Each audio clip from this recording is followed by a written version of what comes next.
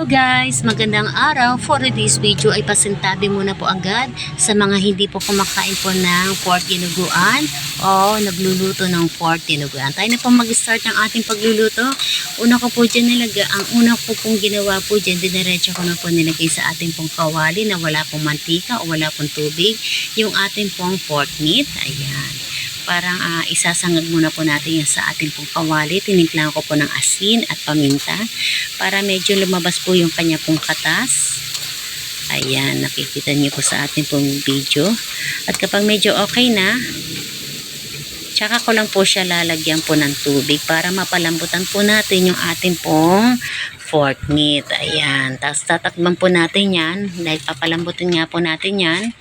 O hintayin po natin hanggang sa medyo matuyo po yan at magmantika. Ayan na nga po, nakikita nyo sa ating video.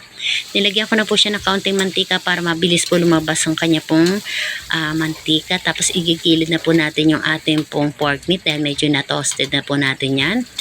Ilagay na po natin yung luya sa kanya pong pinagmantikaan. Sunod na rin po natin yung bawang at syempre yung sibuyas. Napakabango po ng ating pong pagigisa. Ayan, para hindi po kasi medyo malansa po yung ating pong pork dinuguan, na maganda po medyo tinatoasted po natin ng bahagya yung ating pong pork meat.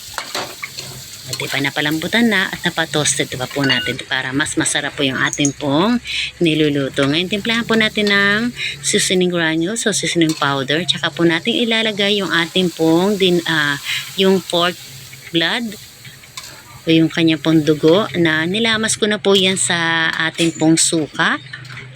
Tapos sinala ko po para hindi po masama po yung medyo buo-buo po na dugo.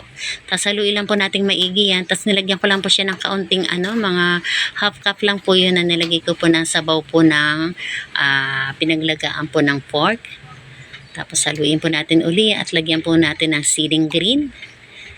Tapos kung gusto nyo po na medyo mas tuyo pa po ang kanya pong sauce ay nasa sa inyo po yan. Pero sa akin po okay na po yan. Nilagyan ko lang po ng kaunting betchin.